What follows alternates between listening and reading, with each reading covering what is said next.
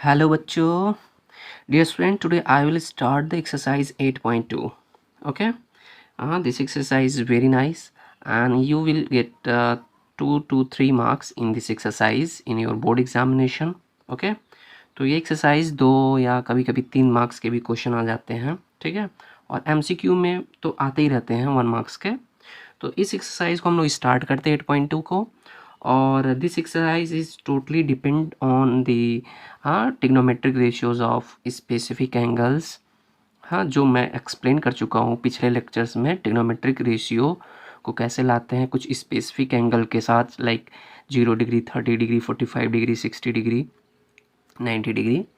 तो उन सारे वैल्यूज़ का यहाँ पे एप्लीकेशन होगा, यूज़ होगा. ठीक है. तो अगर आपको वैल्यूज सब लर्न है तो अच्छी बात, नहीं लर्न है तो कोई बात नहीं. ठीक है. 2 कम से कम लर्न रहेगा तो भी काम चल जाएगा, साइन और कॉस का. ठीक है ना. तो first question is sine 60 degree. क्या है पहला क्वेश्चन? Evaluate the following. हमें कैलकुलेट करना है. ये फर्स्ट का फर्स्ट है. नेक्स्ट पेज पे सेकंड आएगा. ठीक है. Evaluate the following. पहला क्या है? Sine 60 degree into cos 60 degree plus sine 30 degree cos 60 degree. है ना. तो ये चीज़ आपके पास है और सारे जो ट्रिग्नोमेट्रिक फंक्शंस हैं इन सारे वैल्यूज को हम लोग यहाँ पे पुटअप करते हैं. तो साइन 60 डिग्री का वैल्यू होता है √3/2 इंटू कॉस 30 का वैल्यू कितना होता है? √3/2 प्लस साइन 30 का वैल्यू कितना होता है? 1/2 इंटू कॉस 60 का वैल्यू भी 1/2 होता है. कैलकुलेशन क्या हो जाएगा इसका? √3 का मल्टीप्लाई √3 में करेंगे 3 मिल जाएगा. 3/4 प्लस 1/4 है ना. तो हो जाएगा 4/4. एलसीएम ले लेंगे 4/4. कैंसिल हो गया, 1 आंसर आ गया. ठीक है ना. तो ये पहला क्वेश्चन था, बहुत सिंपल. ये आपको आ गया. अब इसका दूसरा पार्ट, सेकंड पार्ट भी हम लोग यहाँ पे देख लेते हैं. सेकंड पार्ट को मेंशन करते हैं. सेकंड क्वेश्चन है इसका 2 tan स्क्वायर 45 डिग्री प्लस क्या है भाई? तो थर्ड क्या है next? Plus cos square 30 and last है इसी का पार्ट है साइन स्क्वायर 60 डिग्री. ठीक है बच्चों. तो ये चीज़ हो गया आपका. अब हम लोग इसके वैल्यू को कैलकुलेट करते हैं. ये जो क्वेश्चन दिया गया तो ये हो जाएगा 2 इंटू, ये बीच में इंटू रहेगा, मल्टीप्लाई tan स्क्वायर 45. तो tan 45 का वैल्यू क्या होता है? tan 45 का वैल्यू होता है 1 और 1 का स्क्वायर प्लस कॉस स्क्वायर 30, यानी कॉस 30 का स्क्वायर कर लेंगे. तो कॉस 30 का वैल्यू कितना होता है? √3/2 होता है. और इसका होल स्क्वायर हो जाएगा क्योंकि स्क्वायर है. माइनस साइन स्क्वायर 60, तो साइन 60 का वैल्यू भी होता है √3/2 और इसका भी होल स्क्वायर कर लिए. ठीक है. 2 इसका मल्टीप्लाई 1 में इसका करेंगे तो 2 ही मिलेगा प्लस 3/4 है ना. √3 का स्क्वायर 3 होगा और 2 का 4 हो जाएगा. माइनस 3/4 ये भी हो जाएगा. ये देखो कैंसिल हो गया. इज इक्वल टू 2 आंसर आ गया. क्लियर है. तो इस तरीके से इसका भी आंसर आपको मिल गया. चलिए इसका जो थर्ड पार्ट है, तीसरा पार्ट क्या है? बहुत अच्छा क्वेश्चन है तीसरा वाला. थोड़ा सा इसमें कैलकुलेशन ज़्यादा करना होगा. क्यों करना होगा उसका भी रीज़न मैं यहाँ पे बता दूंगा आप लोगों को, है ना. सेक 30 डिग्री प्लस कोसेक 30 डिग्री. ठीक है. चलिए अब देखो कॉस 45 डिग्री का वैल्यू कितना होता है? 1/√2 अपान सेक 30 डिग्री का वैल्यू क्या होता है?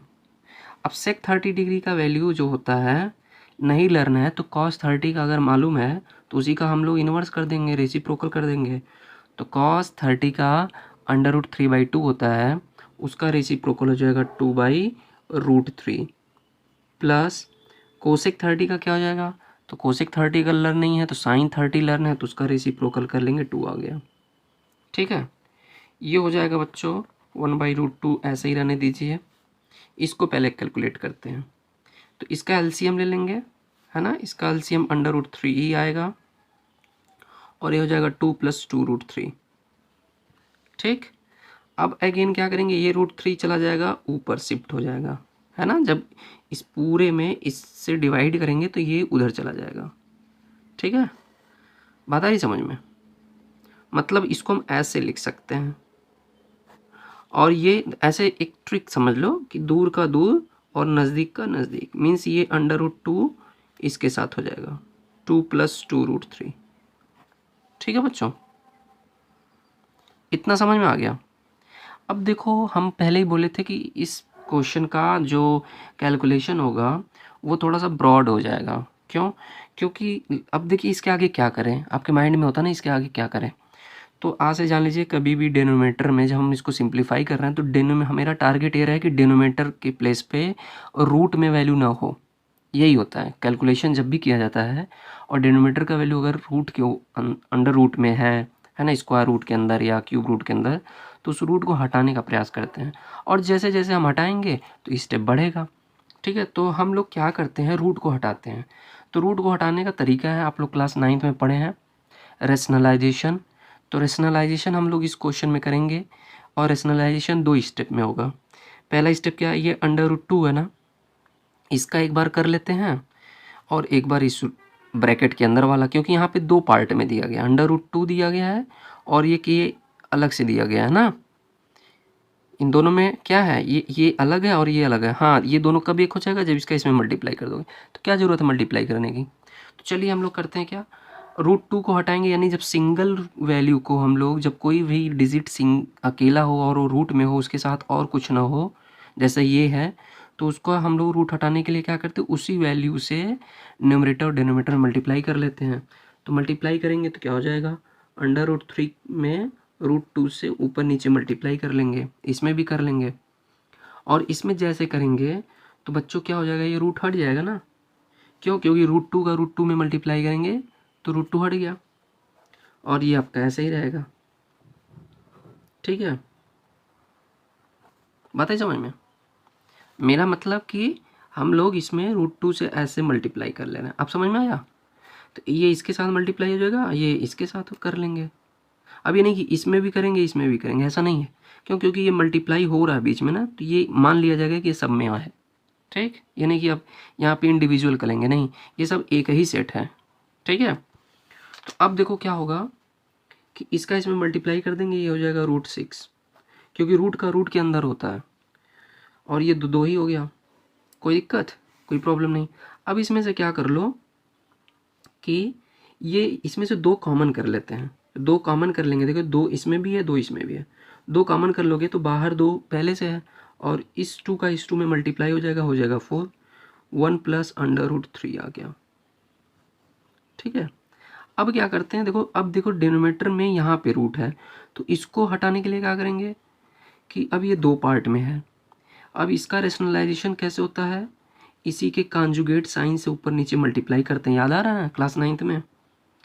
तो ये हो जाएगा 1 + √3 और 1 - √3 मल्टीप्लाई हो गया। ठीक है, कोई दिक्कत, ध्यान से समझिए बच्चों मैं क्या बोल रहा हूँ। अच्छा एक मिनट, थोड़ा सा मैं इसी में मिला दिया, मिलाने की ज़रूरत नहीं थी। यहाँ इक्वल लगाइए, और यहाँ पे ये √6 आपका है। चलिए मैं यहाँ लिख देता हूँ, ठीक ना। तो मैंने क्या किया कि इस वैल्यू से, इस वैल्यू के कॉन्जुगेट से, कॉन्जुगेट मतलब होता है कि यहाँ पे बीच में प्लस है तो माइनस से, वैल्यू सेम रहेगा, बस क्या रहेगा, साइन इसका चेंज हो जाएगा, प्लस है तो माइनस। देखिए हमने क्या किया कि 1 - √3 से ऊपर और नीचे मल्टीप्लाई कर दिया, मल्टीप्लाई हम कर लिए। चलिए अब इसका अंदर मल्टीप्लाई कर दीजिए, तो √6 का मल्टीप्लाई 1 में होगा, √6 आएगा माइनस, और इसका मल्टीप्लाई हो जाएगा √18 आ जाएगा, और अपान इसका इसमें देखिए ये दोनों चीज़ क्या दिख रहा है, आइडेंटिटी दिख रही है, a+b और a-b। तो इसको हम लोग क्या लिख सकते हैं, 1² माइनस √3 का स्क्वायर, ऐसे कर सकते हो। ठीक, इसको एक्सपांड करोगे फिर वही आ जाएगा। इतना समझ में आ गया। चलिए अब बच्चों हम लोग क्या करते हैं, ये √6 है उसको ऐसे ही रहने दीजिए, इसका तो स्क्वायर रूट होगा नहीं, इसका स्क्वायर रूट लोगे तो ये हो जाएगा 3√2 आएगा। कैसे? क्योंकि √18 का जब आप फैक्टर करते हो तो 3 × 3 × 2 होता है, ये देखो बाहर आ जाएगा और √2 अंदर रह जाएगा। तो वही चीज़ हम बता रहे थे, ठीक ना। और यहाँ पे क्या हो जाएगा कि 4, 1 का स्क्वायर 1 ही होगा और √3 का स्क्वायर 3 हो जाएगा। मतलब ये हो गया √6 माइनस 3√2 अपान, ये हट जाएगा, ये कैलकुलेट कर लेंगे तो -2 आएगा, -2 का मल्टीप्लाई 8 में करेंगे -8 आएगा। आप जानते हो कभी भी डिनोमिनेटर के प्लेस पे है, कभी भी डिनोमिनेटर के प्लेस पे माइनस नहीं होना चाहिए। तो ये माइनस क्या करेंगे हम लोग, इसको ऊपर कर देंगे। ऊपर करने का तरीका होता है, कुछ लोग डायरेक्ट कर देते हैं, आप लोग डिटेल में जानो कि कैसे होता है। वो जो डायरेक्ट करते हैं वो भी कैसे होता है। हाँ, -1 से ऊपर नीचे मल्टीप्लाई कर देंगे, ठीक है ना।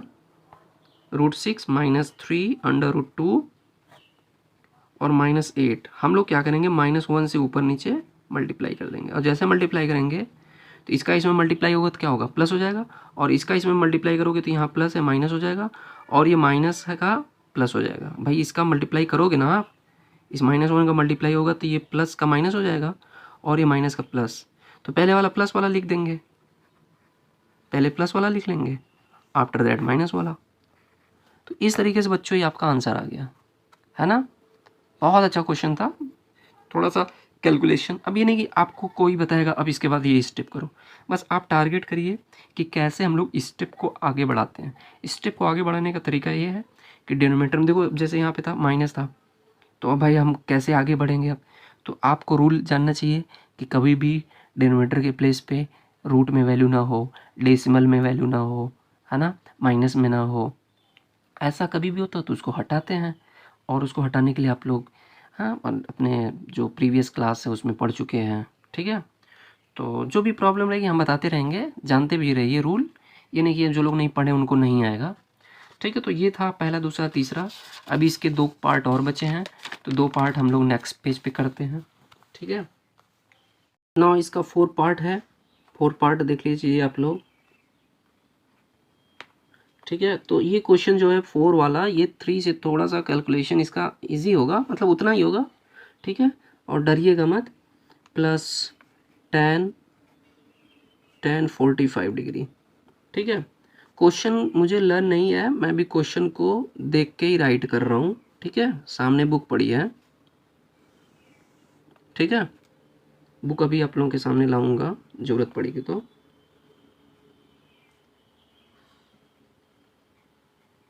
cos 60 सबसे बड़ी बात होती है ना कि इस क्वेश्चन में, हालांकि हर क्वेश्चन में बहुत ही केयरफुली उसको मेंशन करना चाहिए। जब आप क्वेश्चन एग्ज़ाम में बैठते हो तो बहुत, ये क्वेश्चन तो आपको सही दिया रहेगा, उसको फिर से जब रीराइट करते हैं अपने आंसर शीट में तो क्वेश्चन का कहीं प्लस का माइनस कर देते हैं, तो इसलिए बहुत ही क्वेश्चन बहुत ही केयरफुली आपको मेंशन करना चाहिए। हाँ, और वैल्यू तो केयरफुली रखना ही है। अभी देखिए यहाँ पे अगर आप कोई भी वैल्यू थोड़ा सा भी मिसमैच हुआ तो सब मामला बिगड़ जाएगा। तो साइन 30 डिग्री का वैल्यू क्या होता है, साइन 30 डिग्री का वैल्यू तो सबको पता है भाई, 1/2 होता है। प्लस tan 45 का वैल्यू बहुत सिंपल होता है, 1 होता है। माइनस कोसेक 60 डिग्री, देखो कोसेक 60 डिग्री मान लीजिए आपको लर्न नहीं है, तो साइन 60 लर्न है तो उसी का रेसिप्रोकल कर दीजिए। साइन 60 का वैल्यू होता है √3/2, तो इसका रेसिप्रोकल हो जाएगा 2/√3 होल अपान। सेक 30 डिग्री का वैल्यू क्या होता है, अच्छा सेक 30 डिग्री का वैल्यू लाना है तो cos 30 का रेसिप्रोकल कर लीजिए। cos 30 का वैल्यू जो होता है वो होता है √3/2, यही होता है √3/2, तो इसका हो जाएगा 2/√3, ठीक है। प्लस cos 60 का वैल्यू होता है 1/2 और प्लस cot 45 का वैल्यू 1 होता है, ठीक। tan 45 का रेसिप्रोकल करोगे तो cot 45 मिलेगा, यानी 1 का रेसिप्रोकल 1 ही होगा, ठीक है। मुझे भी सबका नहीं लर्न रहता है, मैं भी कुछ 2-3 का लर्न कर लिया हूँ, हो गया उसी से काम। अब ऊपर वाला को कैलकुलेशन कर लो, नीचे वाले का कर लो। ऊपर वाला का करेंगे तो इसको 1/1 कर लीजिए, अच्छा रहेगा, थोड़ा एलसीएम आपको लेने में आसानी रहेगी। ऊपर वाले का एलसीएम हो जाएगा 2√3। अब इसको सॉल्व कर लोगे तो 2 से 2 कैंसिल हो जाएगा, √3 आ जाएगा। प्लस 1 से डिवाइड करोगे इसमें वही आएगा, इसका मल्टीप्लाई ऊपर न्यूमरेटर, भाई फ्रैक्शन का क्वेश्चन सॉल्व करने आता है ना, तो वही चीज़ है यहाँ पे। तो ये हो जाएगा 2/√2 × √3 और -2 × 2 = 4, और होल बाई, ये होल थोड़ा बड़ा रहेगा, ठीक है ना, इससे बड़ा रहेगा। और इसका भी एलसीएम वही होगा, 2√3 ही होगा, ठीक है। तो यहाँ √3 से √3 कैंसिल होगा, 2×2 = 4 प्लस √3 होगा और प्लस 2√3 होगा, ठीक है। अब देखिए ऊपर वाले को ऐड ऑड कर लीजिए जो भी करना है। तो ये √3, ये भी √3, दोनों क्या है, सेम है, लाइक टर्म है, तो दोनों को ऐड कर लेंगे तो ये हो जाएगा 2 है, यहाँ पे ये 1 छिपा है, ऐड हो जाएगा 3√3 हो जाएगा, और ये -4। देखिए इससे ये मर जाएगा, और ये भी देखो ऐड हो जाएगा, तो ये हो जाएगा 4 + 3√3। वैल्यू तो सेम दिख रहा है, बट यहाँ साइन थोड़ा चेंज है, नहीं वरना ये कट हो जाता और आपका काम हो जाता है यहीं पे। लेकिन अब देखो ये मामला क्या हो गया, बिगड़ गया थोड़ा सा। साइन क्या है, दोनों का चेंज है, इसलिए अब आपको स्टेप बढ़ाना ही पड़ेगा। अब आपके पास जब भी ऐसा क्वेश्चन होता है तो आपको फट से सोचना चाहिए, अरे भाई ये कैसे होगा। तो ये जब भी होगा तो वो होगा किससे, किससे होगा, तो रेशनैलिटी से होगा। इसका भी रेशनलाइजेशन करना होगा। तो चलिए रेशनलाइजेशन करना है तो एक काम करिए, रेशनलाइजेशन का रूल होना चाहिए कि डेनोमिनेटर में देखो एक काम यहाँ पे बन रहा है कि 4 + 3√3 इधर भी 4, इधर भी वही वैल्यू, बस चेंज क्या है, ये माइनस है। तो एक काम करो ना, 4 को पीछे शिफ्ट कर दो, क्योंकि ये दोनों की साइन सेम है ना, तो इन दोनों की साइन सेम अगर रहेगा तो काम थोड़ा सा ईजिली हो जाएगा, ठीक है। तो इसको हम एक स्टेप थोड़ा सा बढ़ा लेते हैं, 3√3 -4 और अपान 4 को पीछे शिफ्ट कर दीजिए, 3√3 + 4।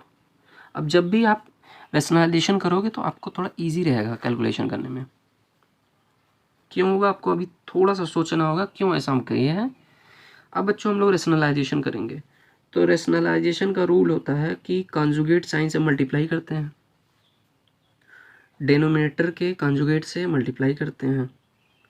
तो कॉन्जुगेट क्या हो जाएगा, 3√3 -4 और 3√3 -4, ठीक है। इसीलिए देखो हम पीछे किए हैं, ताकि आपको जब भी इसमें हम लोग मल्टीप्लाई करें तो आराम से ऑपरेशंस हो सके, कोई रूल अप्लाई हो सके, कोई रूल जो भी जेन्युइन रूल हो वो अप्लाई हो सके, ठीक है।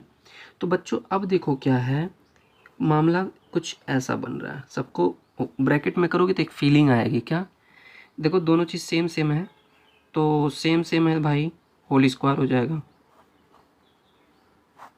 और ये दोनों कर देंगे तो ये वाली फीलिंग आपको देखने से क्या आ रही है, ये वाली फीलिंग कुछ ऐसी आ रही होगी आपको, बताएंगे नहीं, थोड़ा समझिए, बताएंगे राइट करने के बाद जब नहीं समझ में आएगा।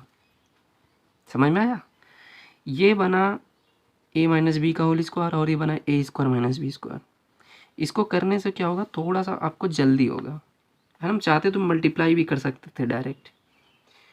तो पहले का स्क्वायर क्या होगा, तो पहले का स्क्वायर देखो इसमें कैसे करेंगे स्क्वायर, बहुत ध्यान से करिएगा, 3 3 = 9 और इसका भी स्क्वायर होगा a² + b² - 2ab, अप्लाई कर रहा हूँ।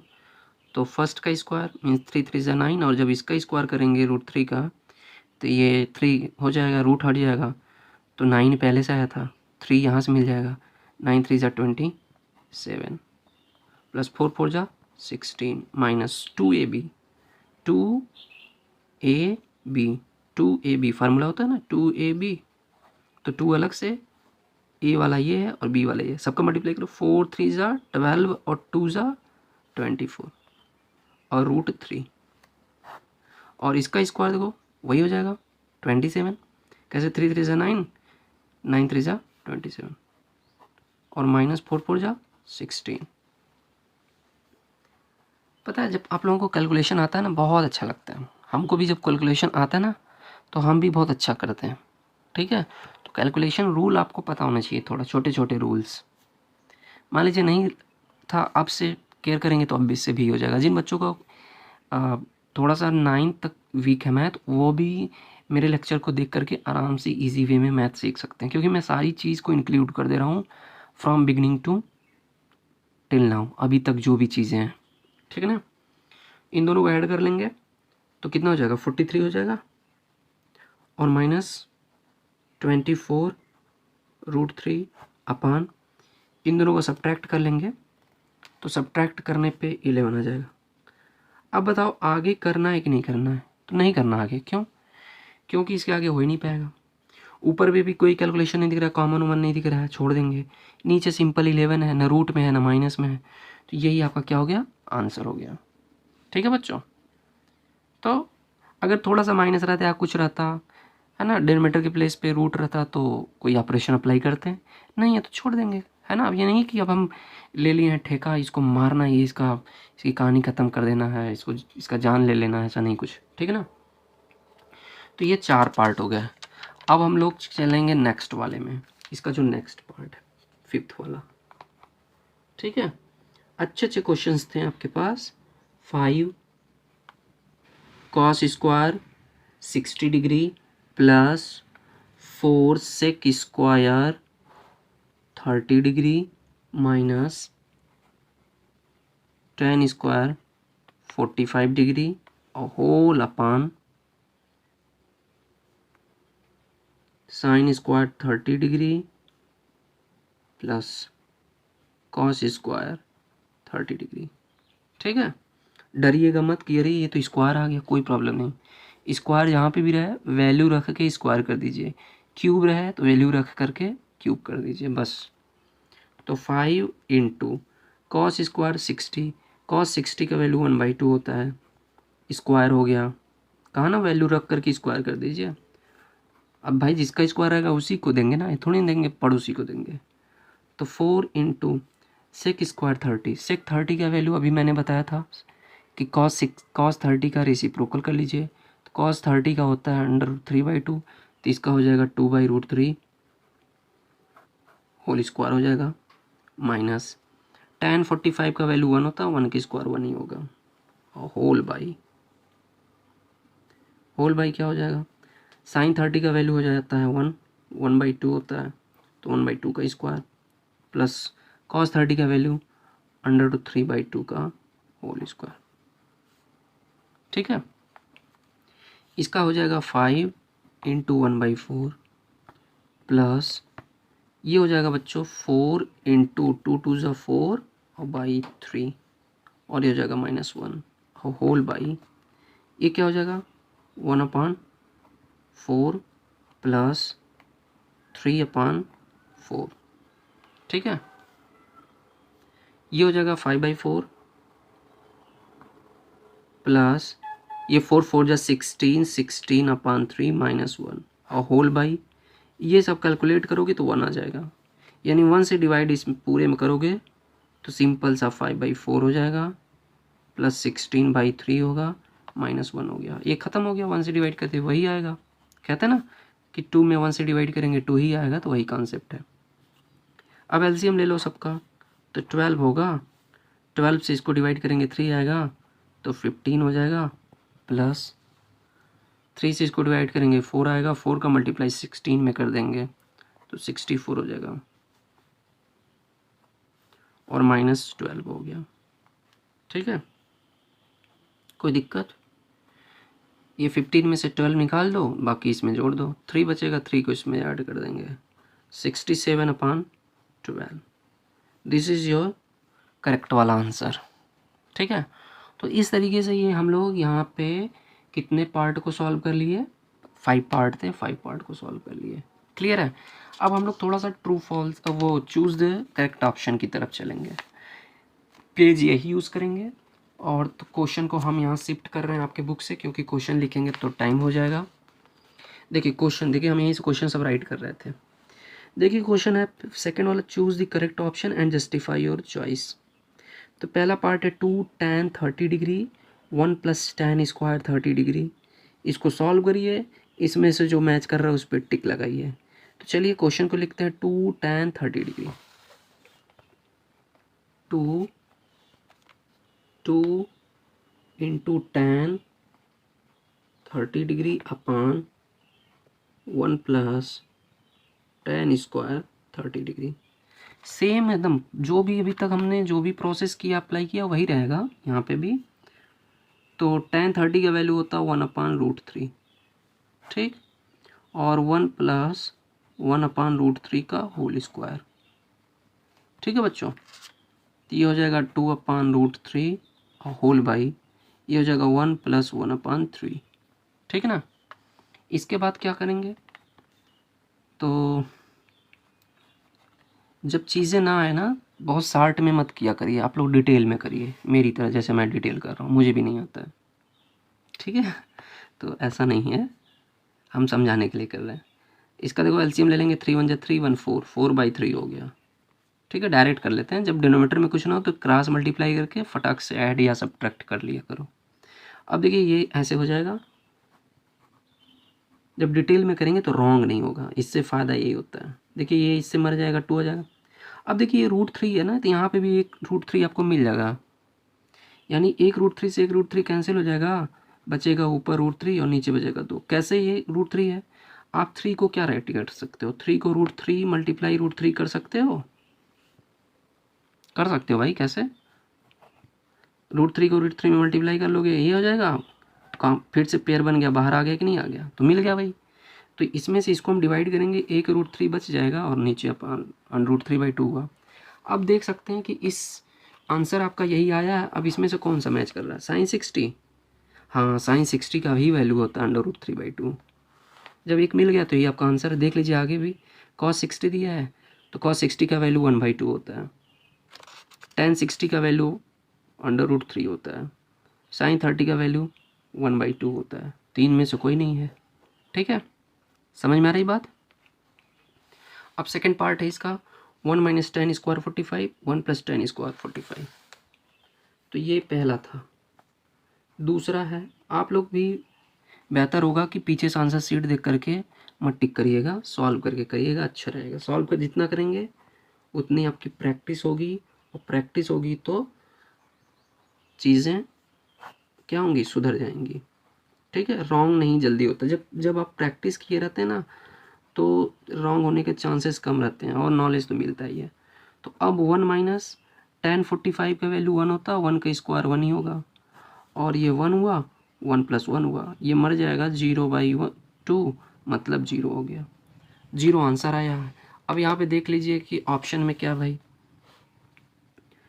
देखिए tan 90 का वैल्यू 1 तो होगा नहीं, sin 45 होगा ही नहीं, यही 0 दिख रहा है, क्योंकि tan 90 का वैल्यू क्या होता है पता है, tan 90 का वैल्यू होता है, sin 90 का होता है 1, cos 90 का होता है 0, ठीक। अब 0 से 1 में डिवाइड करोगे तो इनफाइनाइट आएगा, यानी tan 90 का वैल्यू होता है इनफाइनाइट, और इनफाइनाइट नहीं आया है ना, क्या आया है, 0 आया, ठीक। तीसरा पार्ट क्या है इसका, तीसरा पार्ट है, बहुत अच्छा क्वेश्चन है तीसरा, ठीक है। sin 2a = 2 sin a, कह रहा है कि इज ट्रू व्हेन a = कह रहा है कि ये इक्वल टू ये ट्रू कब होगा, सही कब होगा, यानी दिस इक्वल टू दिस कब आएगा, left hand side equal to right hand side कब आएगा, कब आएगा, जब a का वैल्यू क्या होगा। तो a का वैल्यू क्या होगा, तो a का वैल्यू देखो यहाँ पे दिया है। कभी कभी ऑप्शन से भी क्वेश्चन को सॉल्व किया जाता है, जैसे इस क्वेश्चन में 0 डिग्री रखने पे आएगा क्या, यानी a के प्लेस पर पे 0 होगा, 0 डिग्री होगा तब सही होगा, या फिर 30 डिग्री होगा, या फिर 45 डिग्री होगा, या 60 डिग्री होगा, ठीक है। तो आपको यहाँ पे समझना क्या है, क्या होगा कि तब सही होगा। तो बच्चों यहाँ पे हम लोग चलो करते हैं, ठीक है। चलिए हम लोग 0 डिग्री लेते हैं, इफ़ a = 0, ठीक है। तो ये हो जाएगा साइन, ठीक है। तो 0 डिग्री कर दोगे तो ये पूरा 0, 2 का मल्टीप्लाई में करेंगे 0 डिग्री में तो 0 ही हो जाएगा ना, और 2 × साइन 0 डिग्री, तो इसका मतलब हो जाएगा साइन 0 डिग्री, और 2 × साइन 0 डिग्री का वैल्यू 0 होता है, और साइन 0 डिग्री का वैल्यू 0 हुआ, 0 = 0, यानी ये सही है, ये वाला वैल्यू सही हो गया।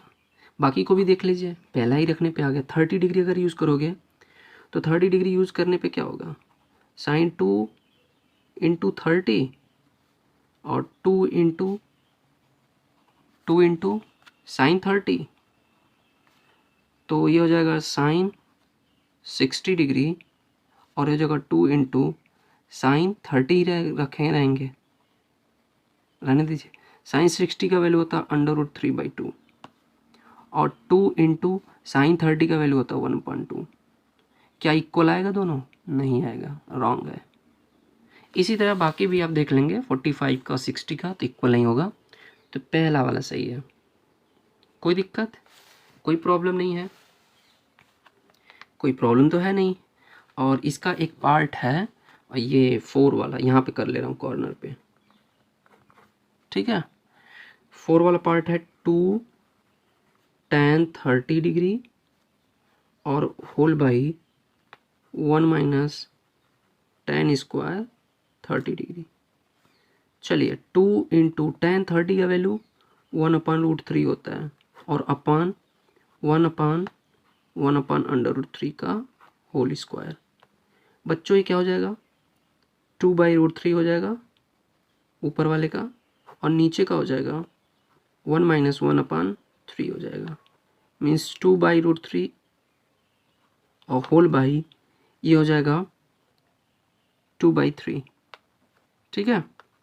मतलब इसको आप ऐसे कर लो, डिवाइड ऐसे भी करते ना, चेंज हो जाएगा 3/2। देखो 2 से 2 खत्म हो गया, √3 से ये वाला एक कैंसिल हो जाएगा, एक बचेगा, सॉरी यहाँ दिख नहीं रहा था आप लोगों को, एक बचेगा, ठीक है। इससे ये मर गया, ये इससे ये मर गया, ठीक है, थोड़ा सा शिफ्ट कर लिया, ठीक है। 2 से 2 कैंसिल, √3 से एक √3 कैंसिल, √3 बचेगा, ठीक है। अब देखो इसमें से कौन सा सही होगा? cos 60 होगा? cos 60 नहीं होगा, क्योंकि cos 60 का वैल्यू होता है 1/2। साइन 60 भी नहीं होगा, √3/2 होता है। tan 60 होगा, क्यों? क्योंकि tan 60 का ही वैल्यू होता है √3, साइन 30 होगा ही नहीं। तो ये वाला आंसर सही है आपका। क्लियर है? तो इस तरीके से आप लोगों ने देखा कि फर्स्ट क्वेश्चन और सेकंड क्वेश्चन को हमने सॉल्व किया। अब वीडियो बहुत लंबा हो जाएगा, इसलिए मैं सोच रहा हूँ कि इसको यहीं पे स्टॉप करते हैं। नेक्स्ट वीडियो में क्वेश्चन नंबर 3 करेंगे और ये ट्रू फॉल्स को करेंगे हम लोग, ठीक है ना। अच्छे क्वेश्चंस हैं, तो फिर मिलते हैं नेक्स्ट वीडियो में। Okay, thank you so much.